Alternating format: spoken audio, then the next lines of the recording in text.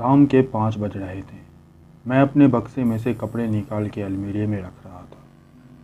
Hello दोस्तों, मेरा नाम सारिक है और मैं एक इंजीनियरिंग कॉलेज का स्टूडेंट हूँ।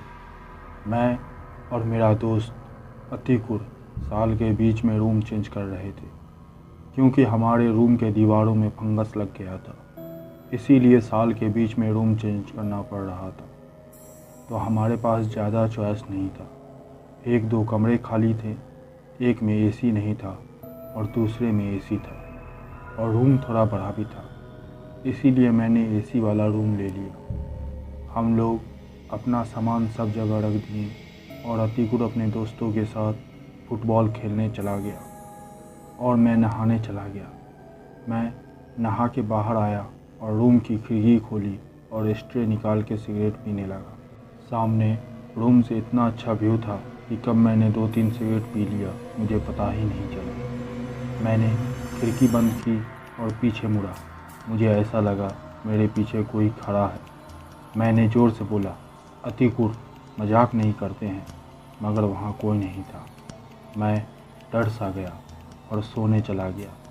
करीब 11 बजे अतिकुर अपने दोस्तों के साथ फुटबॉल खेल के वापस आया।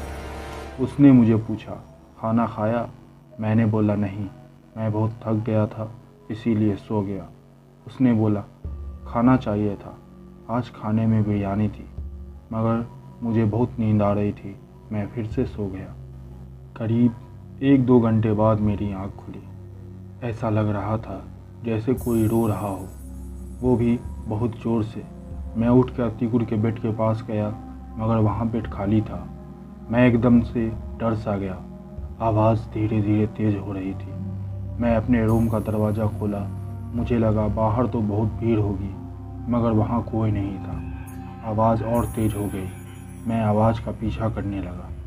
तब अपने बालकनी में से देखा कि कोई फर्स्ट फ्लोर पे बैठ के रो रहा है। मैं दौड़ता हुआ उसके पास गया। मुझे आश्चर्य इस बात का था कि जैसे जैसे मैं उसके पास पहुंच रहा था, आवाज़ धीरे धीरे कम हो रही थी।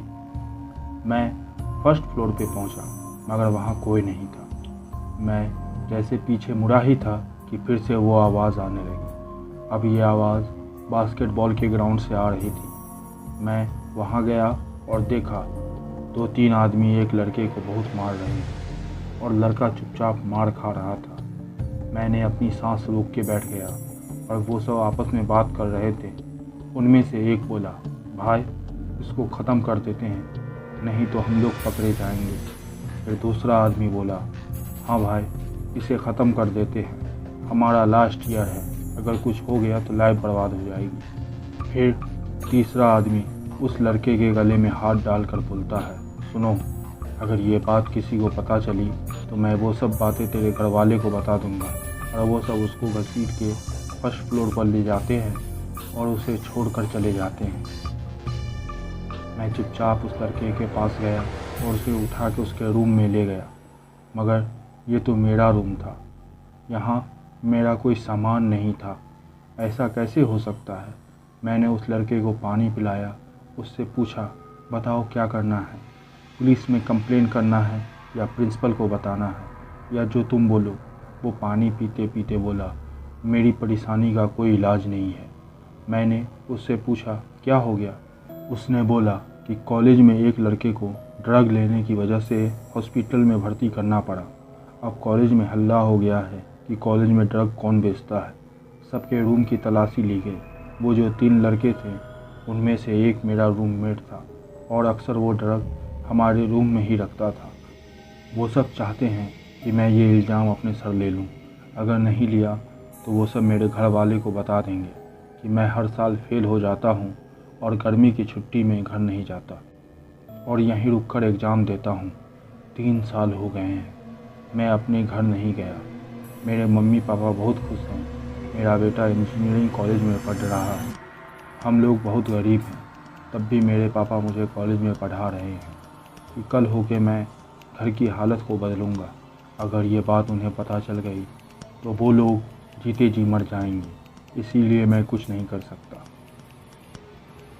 और वो रोने लगा। मैंने उसे समझाया कि सब ठीक हो जाएगा, चिंता मत करो।